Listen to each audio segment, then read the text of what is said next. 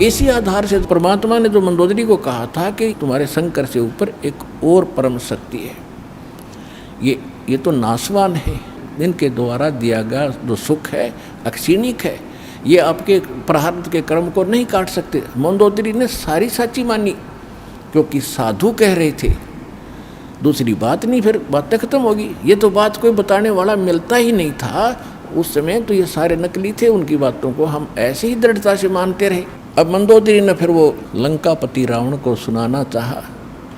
रावण के अंदर तक गोबर भरा था अहंकार शक्ति का, शंकर भगवान की पूजा करके सिद्धियां प्राप्त कर रखी थी और मांस खावा शराब पीवा उसका यह अच्छी बात कैसे स्वभाव है। तो वो कहने लगा कि ए मूर्ख, तो शंकर भगवान से ऊपर मानती है, देख मेरे क्या ठाठ करा के है, 1 लाख मेरे पुत्र हैं, 1.25 लाख मेरे नाती हैं, और देख सोने की लंका बना रखी है, अरे क्या देगा तुझे वो भिखारी।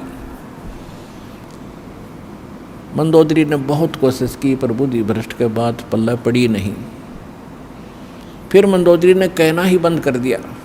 उसके बाद फिर क्या होता है कि उसने सोचा कर और कोई मेरी चर्चा सुनने वाला नहीं, ये ऐसा ज्ञान है इंसान दूसरे को सुनाए बिना रह नहीं सकता। तो उसने अपने देवर रावण के छोटे भाई विभीषण से समझाया ये ज्ञान, और विभीषण ने ये ज्ञान स्वीकारा और विभीषण ने भी परमात्मा से दीक्षा ली और वो भक्ति की। अब हम आते हैं उस बात पर कि जिस समय सीता जी का अपहरण हो गया और उसकी खोज हो रही थी, कोई पूर्व में ढूंढ रहा था, कोई पश्चिम में खोज रहा था, कोई उत्तर कोई दक्षिण में। जैसे किसी की गाय गुम हो जाए, कोई इधर घूम रहा है, कोई इधर ढूंढ रहा है, कोई ऐसे घो रहा, ऐसी दशा थी। अब यहाँ इस कथाओं से आपको बहुत सा निर्णय मिलेगा, और आपने ये कथा खूब सुन रखी थी पर इनका निष्कर्ष नहीं निकाला था। अब जैसे जड़ी बूटियाँ रखी हैं और उनकी गुण भी लिख रखे हैं, बड़ी अच्छी हैं, लेकिन उनसे औषधि बनाने वाला जब तक नहीं मिलेगा तो उन जड़ियों से क्या लाभ है, उनके ज्ञान से भी, उनकी कथाओं से भी। आपने ये भी सुना होगा कि जिस समय श्री रामचंद्र जी की सीता उठा ली गई थी और वो पेड़ पौधों से भी लिपट लिपट कर पूछ रहे थे, डकरा रहे थे, रो रहे थे, पशुओं से भी गले से मिलकर पूछ रहे थे, आपने मेरी सीता देखी। आकाश से कहते हैं भगवान शंकर और पार्वती ऊपर से देख रहे थे कि नीचे कौन रो रहा है। तो भगवान शंकर ने उनको प्रणाम किया ऊपर से ही, क्योंकि ब्रह्मा विष्णु शिव ये 3 भाई हैं। ब्रह्मा जी बड़े हैं, विष्णु जी बीच वाले हैं, शंकर जी सबसे छोटे हैं। और पार्वती जी तो शंकर भगवान को सुप्रीम पावर मानती थी, एक तो पति परमेश्वर, फिर महादेव नाम से जाने जाते थे। तो पार्वती जी ने कहा कि आप महादेव होकर के किसको नमन कर रहे हैं, कि सामने त्रिलोकीनाथ भगवान विष्णु है, नीचे उनकी पत्नी सीता को कोई उठा ले गया है, वो लीला करने आए हुए। अपने बड़े भाई यानी भगवान को, विष्णु भगवान को मैं प्रणाम कर रहा हूँ। अब पार्वती जी ने सोचा कि भाई भगवान रोए, ये दोनों बात नहीं हो सकती। ये रामचंद्र दशरथ पुत्र है, ये रो रहा है, भटक रहा है, इसको आप परमात्मा कह रहे हो।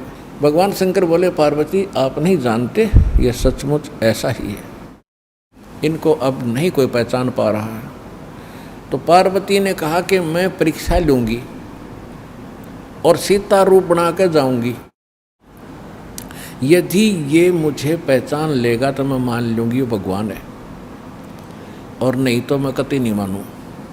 तो भगवान शंकर ने कहा कि यह गलती मत करना, यदि तूने सीता रूप बना लिया तो तू मेरे काम ते गई, तू मेरे बड़े भाई की पत्नी का रूप बनाओगी तो मेरे लिए पत्नी रूप में स्वीकार्य नहीं रहेगी, तो माँ के तुल्य हो जाएगी।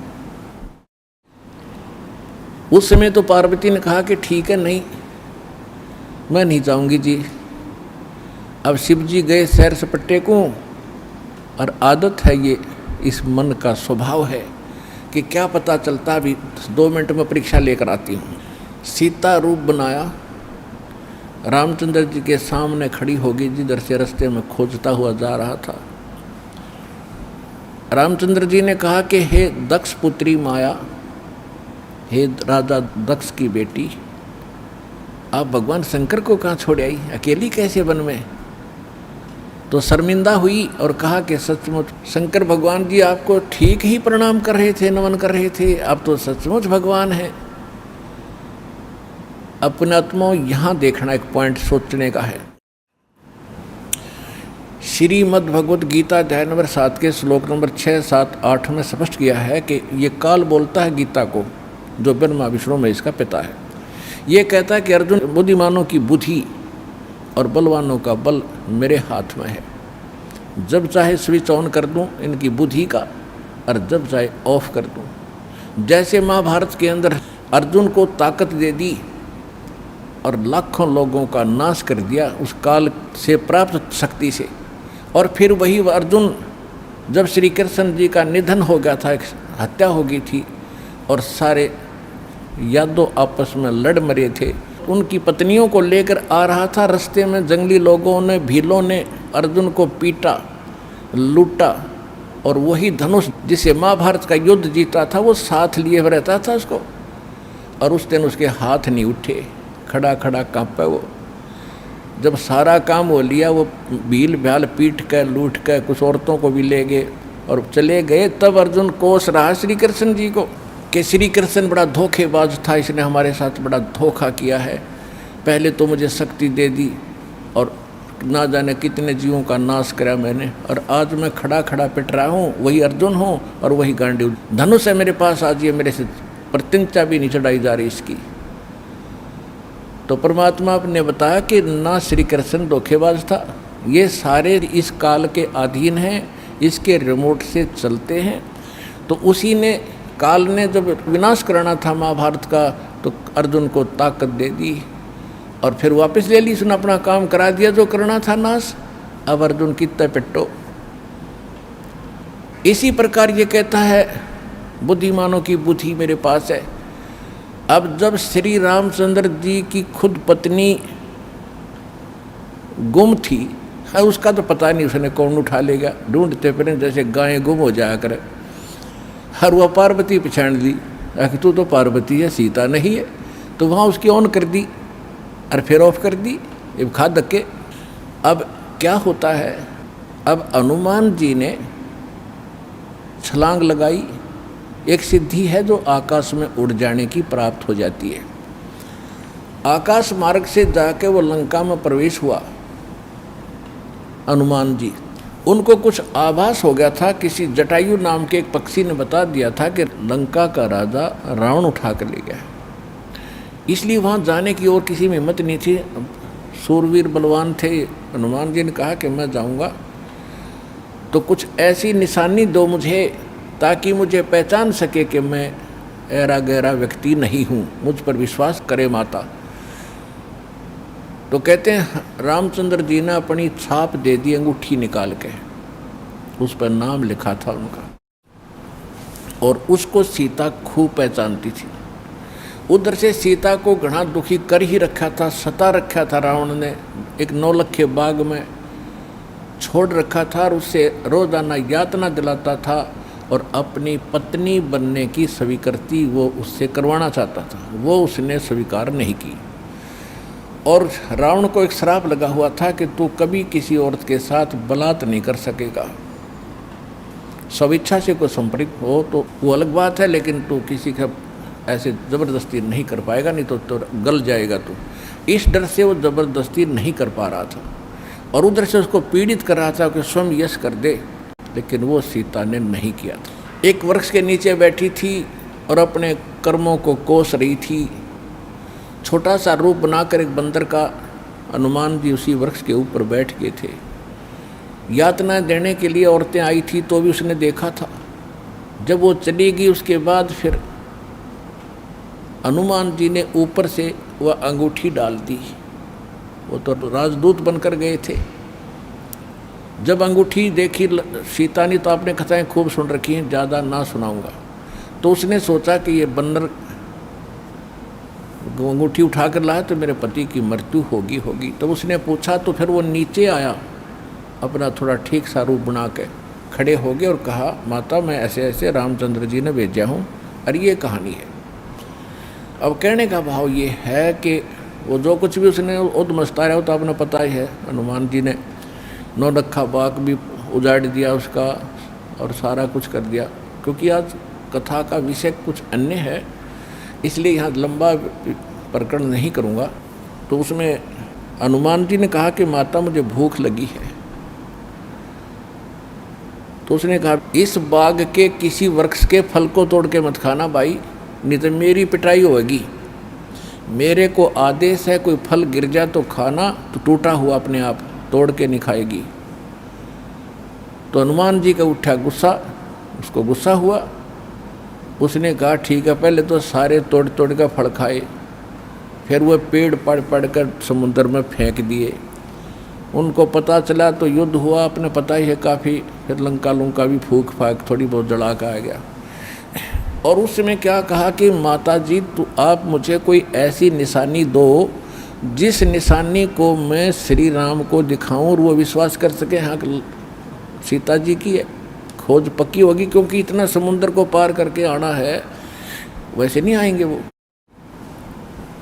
तो सीता ने अपना एक कंगन निकाल के दे दिया, कंगन हाथ में जो पैर रखा था सोने का, और कहा भाई इस चूड़ी को दिखा देना, वो खूब समझ जाएंगे।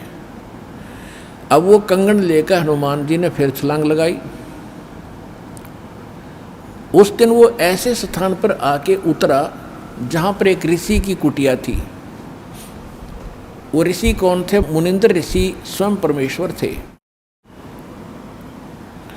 वहाँ सुंदर बाग लगा हुआ था, कुछ क्षेत्र में एक सुंदर सरोवर भरा था जल का। तो सुबह सुबह का समय था। हनुमान जी ने सोचा कि बहुत मनोरम स्थान है और यहाँ कुछ स्नान करूँगा, सामने बाग सुंदर फलों से लदपद है, आहार करूँगा और फिर ऋषि जी भी साथ में है, इनके दर्शन करूँगा, पहले स्नान कर लेता हूँ। अब जो कंगन वो लाया था उसको रख दिया पत्थर पे और स्नान करने के लिए प्रवेश किया सरोवर में। अब उन्होंने जो ही स्नान करने की चेष्टा की, लेकिन एक दृष्टि थी ऐसी कंगन पे कि जय ये कंगन गुम हो गया, कोई जानवर पक्षी उठा ले गया तो मेरी सारी मेहनत व्यर्थ जाएगी, सब परिश्रम व्यर्थ होगा। इसलिए नहा रहा था पर नज़र था जैसे सर्प का मणि के ऊपर रहती है ओस चाटते समय, तो इसी प्रकार नहा रहा था, दृष्टि कंगन पे। इतने में एक बंदर आया, दौड़ा दौड़ा और कंगन उठाकर भाग लिया। आगे आगे बंदर, पीछे पीछे हनुमान। उस ऋषि के आश्रम में बंदर प्रवेश कर गया। बाहर आंगन में एक घड़ा रखा था, अच्छा बड़ा घड़ा। बंदर दौड़ता दौड़ता घड़े में कंगन डालकर आगे भाग गया। अब सुख की सांस ली कि कोई बात नहीं, ये समुद्र में डाल देता तो बात बिगड़ जाती, गड्ढे में डाल लिया। फिर धीरे धीरे चले हनुमान जी। पहले घड़े में देखा उसने, ऋषि को तो पीछे प्रणाम करना था। तो घड़े में क्या देखा कि घड़े के अंदर ऐसे ऐसे कंगन हजारों की संख्या में पड़े, सेम टू सेम।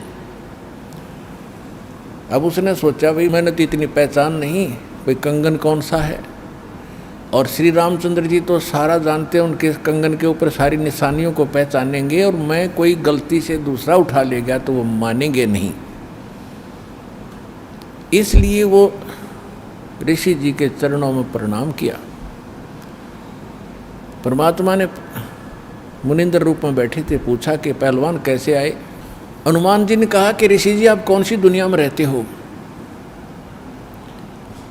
मुनिंद्र जी ने कहा क्या बात है, मैं तो इसी पृथ्वी धरातल पर ही तो रहता हूँ, क्या आपको नहीं पता आज श्री राम के ऊपर कैसी आपत्ति आई है। ऐसे ऐसे उसकी पत्नी गुम हो गई थी, वो माता की खोज करके मैं आया हूँ। तो परमात्मा ने पूछा कि भाई कौन से राम की बात कर रहा तू। वो कहता है अच्छा कमाल करते हो ऋषि जी, आपको यही नहीं पता राम कौन है। परमात्मा ने कहा बताओ तो श्री के दशरथ पुत्र श्री रामचंद्र जी, उनका वनवास हुआ था, ऐसे ऐसे सीता उठा ली थी और आज मैं खोज करके आऊँ ऋषि जी। परमात्मा बोले कि ऐसे ऐसे 30 करोड़ राम हो लिए तेरे, और तेरे जैसे हनुमान यही लीला करते रहे।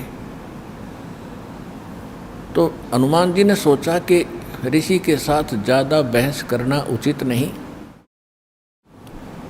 और अपना काम करूं और चलूं। कहने लगे ऋषि जी और बात छोड़ो आप, कि मेरे सामने एक समस्या आ गई है कि ऐसे ऐसे मैं कंगन लाया था माता के हाथ का, और वो कंगन मैं स्नान कर रहा था, बंदर ने उठा के आपके घड़े में डाल दिया। तो परमात्मा बोले ले जा कंगन भाई, जा फिर अपना कर काम, जाओ हनुमान जी ले जाओ कंगन, निकाल ले जाओ, करो जो तूने करना। कहने लगे जी समस्या ये है कि इसमें और भी बहुत से कंगन पड़े हैं और इन कंगनों में पहचान नहीं कर पा रहा हूँ मैं, मेरा वो भगवान सीता जी वाला कौन सा है। परमात्मा बोले अरे भले आदमी तुम लाने वाला और तुझे पता नहीं तो मैं क्या बताऊँ, फिर खोज ले कौन सा है तेरा। तो चिंतित हो गया कि भगवान दया करो। परमात्मा बोले कि जौन सा चाहे वो उठा ले जा और सेम टू सेम पाओगे, इसमें कोई दिक्कत नहीं। कैसे कैसे फिर ये कंगन आए कहाँ से आपके पास, कि अब सुन मैं कथा सुनाऊंगा तेरे को। जैसे ये रामचंद्र जो आत्मा है ये विष्णु जी की आत्मा है, ऐसे ऐसे न जाने कितनी बार धक्के खा लिए इसने, कितनी बार जन्म लिया, कितनी बार मर लिया। तो प्रत्येक त्रेता युग में ये ऐसा ही होता है। और मैं यहीं बैठा हूँ जब का, मेरी तो बहुत युगों की आयु है, मैं यहाँ बैठा हूँ। पहले इन बातों पर किसी को अविश्वास नहीं होता था। तो हनुमान जी से बताया कि तेरे जैसी आत्मा हनुमान ना जाने कितने बन करा लिए और कितने ये ऐसे कंगन ले लेकर आए हैं, इसी प्रकार वो बंदर उठा कर इसमें डालता रहा है। तो हनुमान जी ने पूछा कि हे ऋषिवर, मान लिया आपकी बात, जो कंगन लेकर हनुमान आता होगा तो वो कंगन तो लेकर भी जाता होगा, कहाँ लेकर जाता है, इस घड़े में मेरी आशीर्वाद से ऐसी पावर है कि डुप्लीकेट कॉपी तुरंत बना देता, एज इट इज, 1 के 2 कर देता है। और नहीं विश्वास है तो ले ये कटोरा उठा के कोई दिया, ले इसमें डाल के देख ले। हनुमान जी ने कटोरी उठा कर उसमें डाली, तुरंत 2 होगी, 1 जैसी। अब वो दोनों को देख रहा कि सचमुच ठीक है। तब हनुमान जी को कुछ विश्वास हुआ कि संत नहीं, ये कोई और ही महापुरुष हैं, बड़े सिद्धि युक्त हैं और सारी कथा को सही जानने वाले हैं। लेकिन कहा महाराज मैं आपकी बात से सहमत हूँ, होगा कोई और भगवान, पर अब मुझे समय नहीं आपकी सारी बात सुनने का, क्योंकि मैं परमार्थ के काम में लगा हूँ। परमात्मा बोले भाई ठीक है, ले जाए, कोई कंगन निकाल ले जाए बेटा, सारे एक जैसे मिलेंगे। वो उठा कर ले गए कंगन को। लेकिन हनुमान जी को फिर भी विश्वास नहीं हो रहा था। जब श्री रामचंद्र जी को दिखा दिया और रामचंद्र जी ने ओके कर दिया, जब हनुमान जी को संतोष हुआ कि 3100 की 100 सच बात है, वो उधर से वो ऋषि की घटना भी नहीं भूल पा रहा था, उधर से फिर युद्ध भी शुरू होना था। कहने का भाव ये है, बात फाइनल होगी कि सीता वहाँ है, सारे लक्षण बता दिए, और वो कंगन को देखकर रामचंद्र जी को विश्वास हुआ। अब समस्या आई कि उसके ऊपर पुल बनाएंगे समुद्र पर। वो कथा आपको सुना दी कि 3 दिन तक स्वयं रामचंद्र जी घुटनों पानी में खड़ा होकर के याचना करता रहा।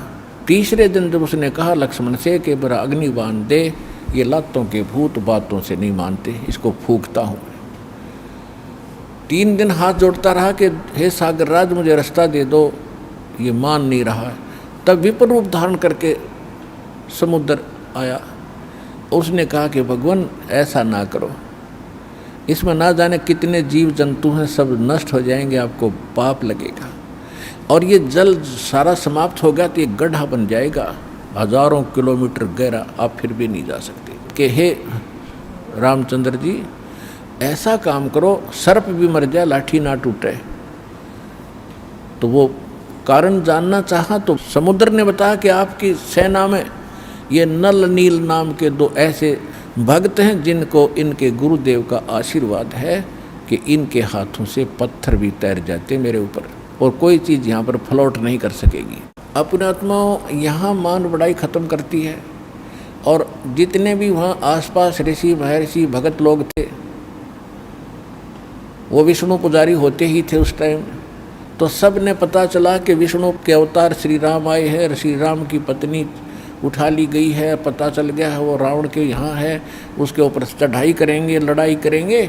वो मान नहीं रहा। तो नल और नील ये भगत सारे पहुँच गए सेना में, क्योंकि भगत तो हेल्प करें, दुखी ऐसा है कि। तो वो भी सेना में खड़ा पाया आगे दोनों। तो उनको बुलाया गया। रामचंद्र जी ने कहा भी नल नील कौन है, वो आगे आए। अब पुण्यात्माओं यहाँ मार खाता है इंसान, और परमात्मा इस प्रकार की जो हम गलतियाँ करते हैं, अपना भक्ति नाश करते हैं, उसके लिए सतर्क करते हैं। यहाँ पर क्या किया, नल और नील के मन में अभिमान आ गया, अहंकार आ गया कि आज हनुमान भी फेल, रामचंद्र भी फेल, क्योंकि पत्थर नहीं तैरे, समुद्र पर पुल नहीं बन रहा। हमारे पास ऐसी शक्ति है कि पत्थर रखेंगे तैर जाएंगे, आज हमारी वाह वाह हो जाएगी। अंगद भी फेल, सुग्रीव भी फेल, जामवान भी फेल। ये फेल का चक्कर मारा जीव ने। तो उस दिन वो आए, ना मालिक याद किया। रामचंद्र जी ने पूछा कि तुम्हारे पास कोई ऐसी शक्ति है पत्थर तैर जाते? कहाँ जी है, कि ट्राई करके दिखाओ। उठाया, पत्थर रखा, क्यों अभिमान था कि कर देंगे काम, वो डूब गया। दूसरा फिर रखा, वो भी डूब गया। तीसरा फिर रखा, वो भी डूब गया। अब रामचंद्र जी समुद्र की तरफ देख रहे हैं, विपर रूप में खड़े थे, ब्राह्मण रूप में, और ये कहना चाह रहे हों कि तू झूठ बोलता था, इनके पास कोई पावर नहीं। तभी समुद्र ने कहा, विपर रूप में खड़े समुद्र ने, क्योंकि ये देवता होते हैं, ये जल जो है ये देवता नहीं है, जल का कंट्रोलर एक देवता है, उसको वरुण कहते हैं। वो आकर खड़ा हो गया। तो वो कह रहा था कि हे नल नील, आज आपने गलती की भाई, आज तुमने अपना गुरु तो याद किए ही नहीं, तुमने तो नाश कर दिया बात का। करो याद उस मालिक को। तब उनको भी याद आया, कहाँ बोली गलती बन गई आज तक। तो यहाँ परमात्मा बताते हैं, जैसे माता गर्भ को रख यत्न बनाए, ठेस लगे तो छन होवे तेरी, ऐसे भक्ति नसावे। जैसे किसी बहन बेटी को गर्भ रहा हो तो उसकी कितनी केयर टेक करती है वह उस लाल को सफल करने के लिए कि मेरा गर्भ पूरा हो और बच्चे का मुंह देखूं मैं। तो वो कैसे चिंतित रहती है, चलते समय भी कहीं ऊंचे नीचे पर पैर ना रखा जा, भगवान मेरा बालक गर्भ खराब ना हो जा। रात को सोती है, करवट लेती है, तब भी एकदम उठ के उधड़क जाती है, कहीं बच्चे पर दाब ना आ गई हो, मेरा गर्भ ना खराब हो जाए। तो कहते हैं जैसे माता गर्भ को और रखे यतन बनाए और ठेस लगे तो छन हो जाता है, तेरी ऐसे भक्ति नसावे। तो इस भक्ति रूपी गर्भ जो आज आपकी आत्मा में परमात्मा के सच्चे शब्द से पल रहा है, इसको इतना संयम से, इतना देखभाल से, यानी सावधानी से इसको परिपक्व करना पड़ेगा। जैसे माता गर्भ को रख है यतन बना और ठेस लगे तो छन हो, तेरी ऐसे भक्ति नसावे। तो छोटी मोटी हम गलती कर देते हैं लापरवाही में, क्योंकि हमने इस लाल की कीमत का नहीं पता, जो आज हमारी आत्मा में सत भक्ति रूपी जो मालिक का मंत्र से गर्भ रह रहा है, यानी आत्मा प्रफुल्लित हो रही है। जो भक्ति रूपी जो लाल हमारे अंदर बन रहा है, इसको ऐसे संभाल के रखना है, ना अभिमान करना है, कोई मर्यादा भंग नहीं करनी है, नहीं तो फिर नुकसान हो जाएगा, आपकी भक्ति नष्ट हो जाएगी। अब उन्होंने परमात्मा को याद किया, रहे नल नील यतन कर हार, तब सतगुरु से करी पुकार। रहे नल नील यतन कर हार, तब सतगुरु से करी पुकार। जा सतरे खोलखी अपार, सिंधु पे सिला तराने वाले। जा सतरे खोलखी अपार, सिंधु पे सिला तिराने वाले। धन धन सतगुरु सत कबीर, भगत की पीड़ मिटाने वाले। धन धन सतगुरु सत कबीर, भगत की वो पीड़ मिटाने वाले। नल नील ने जब याचना की हृदय से, हे भगवान गलती बन गई, आपके हाथ में इज्जत है हमारी, तो उसी समय परमात्मा वहाँ प्रकट हो गए। थोड़ी सी दूरी पर सब ने देखा कि वो कौन आ रहा सामने। नल नील ने भी देखा, ये तो मेरे गुरुजी आगे हमारी पुकार सुन ली इन्होंने। जब मुनिंदर जी निकट आए, सभी ने दंडवत प्रणाम किया। श्री राम ने, हनुमान ने, सब ने। हनुमान जी ने देख लिया, बाबा जी तो वही है भाई, ये तो बिल्कुल सही, ये तो शक्तिशाली ऋषि हैं। लेकिन उस समय और वार्ता करने का समय नहीं था। जो समस्या थी वह उनके सामने अड़ी हुई थी। तब श्री रामचंद्र जी ने मुनिंद्र ऋषि से अर्ज की थी, भगवान आज हमारे सामने ये समस्या आई है। अभिमानी रावण हमारी याचना नहीं मान रहा है। हमने उसे खूब दूत भेजकर, अंगद को, हनुमान जी को, सबको भेजकर उससे प्रार्थना कर ली है, इसको लौटा दे मेरी पत्नी को। वो माना नहीं। अब नहीं माना तो हमें युद्ध करना पड़ेगा और उसके लिए रास्ता चाहिए समुद्र पर। समुद्र रास्ता दे नहीं रहा। इसने विधि बताई कि आपके शिष्यों के पास यह शक्ति थी। मेरा दुर्भाग्य कि आज इनके हाथों में भी शक्ति नहीं रही। तो परमेश्वर ने कहा कि आज के बाद इनके हाथों में यह शक्ति रहेगी भी नहीं। इन्होंने बहुत बड़ी गलती की है, जो हम मैं रोज़ बताता हूँ कि अभिमान से भगवान कोसों दूर है। और इतने दिन के बाद इतना दुख था इनके ऊपर, इन्होंने फिर बकवास कर दी। अब इनके पास यह शक्ति नहीं रही। तो श्री रामचंद्र जी ने कहा कि हे ऋषिवर, मेरी समस्या का समाधान करो।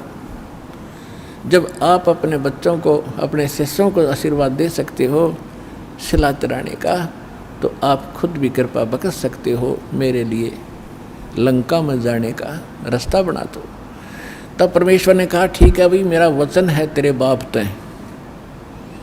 परमेश्वर ने कहा था कि तेरे बाप से मेरा वचन है कि तेरा पुल बनवाऊंगा। अब ये रामचंद्र जी का समझ में नहीं आई कि मेरे बाप से और क्या वचन है इनका, क्या वायदा है। परमात्मा ने अपनी प्यारी आत्मा धर्मदास जी को बताया था कि जब मैं प्रथम सतयुग में सतलोक से यहाँ आ रहा था तो बीच में इस काल की एक तपस्या है, वहाँ पर जीव दुखी किए जा रहे थे और मैं जोग जीत रूप में अपने पुत्र के रूप में वेशभूषा में था। तो इसने पहले मेरे साथ कुछ बकवास करी थी, ज्योत निरंजन ने इसकी पार नहीं बसाई थी, तो मेरे चरणों में गिर गया था। और इसने मेरे से वचनबद्ध करवा कर कुछ प्रार्थना की थी कि कुछ और सुविधा मुझे देना।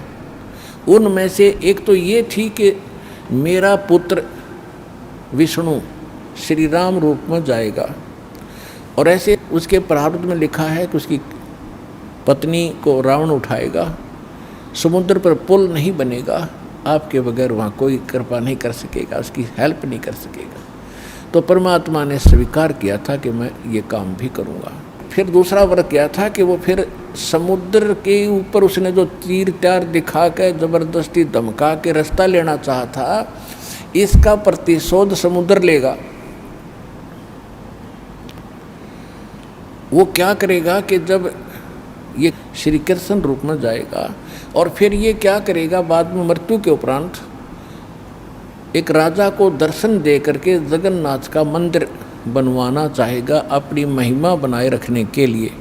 तो उस पुरी के स्थान पर जो जगन्नाथ मंदिर बनवाओगा उसको समुद्र इस प्रतिशोध में नहीं बनने देगा कि इसने मेरी बेइज्जती की थी तीर दिखा के राम रूप में, इसका प्रतिशोध लेगा और वो मंदिर न बनने नहीं देगा, बार बार तोड़ेगा। आप उसका मंदिर बनवाना। क्योंकि बच्चे हट कर लेते हैं तो वो मानते नहीं हैं, तो इसलिए वो कह रहा था जी आप दया करिए, वो मानेगा नहीं। तब परमेश्वर ने कहा था तथास्तु। और भी कई चीज़ें कही थी कि दूसरा ये मांगा था कि 3 युगों में जीव थोड़े पार करना।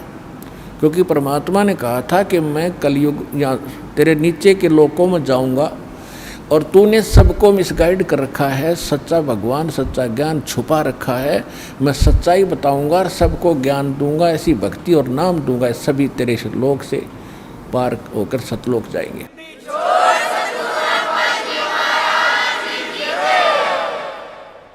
तो इस बात से वो बहुत दुखी हो गया कि तो मेरा नाश करेगा, मेरे बाग को उजाड़ेगा, क्योंकि काल ने हमारे को मिसगाइड करके, धोखा करके, मूर्ख बना के, विवश करके और इस कच्ची बेड़ियों से बांध रखा है। ये शरीर दे दिया, इसमें हाड़ चाम मांस सारा, थूक टट्टी पेशाब सारा भरा पड़ा है और हमने इतना प्यारा लगा है ये छूट नहीं जा।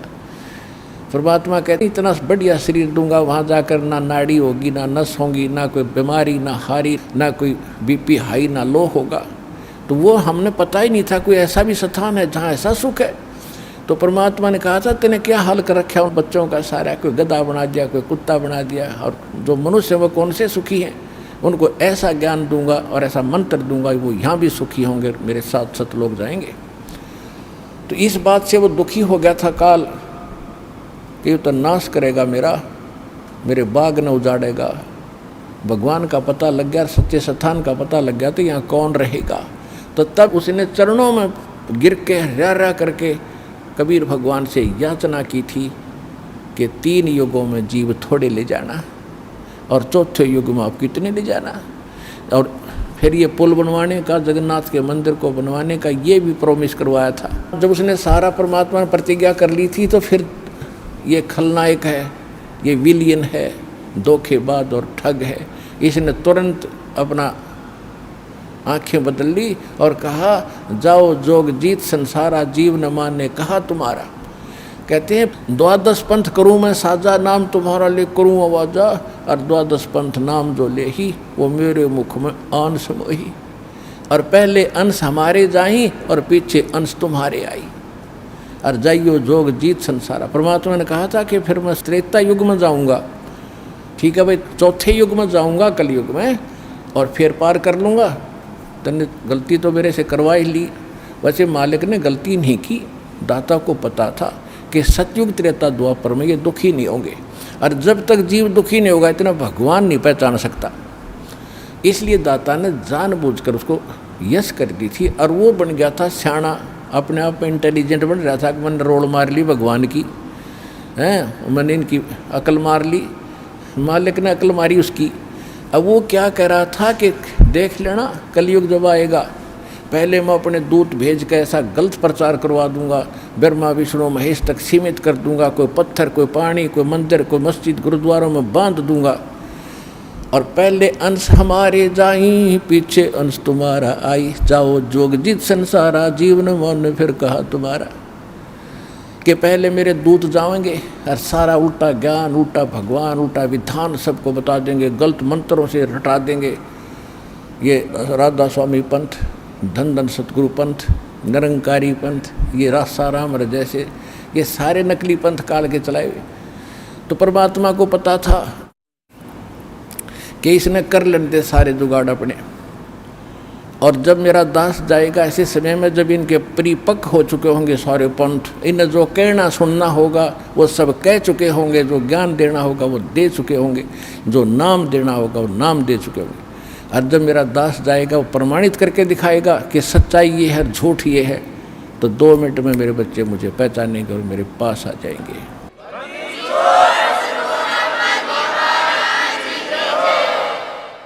परमेश्वर ने कहा था कि चौथा युग जब कलयुग आई तब हम अपना अंश पठाई, और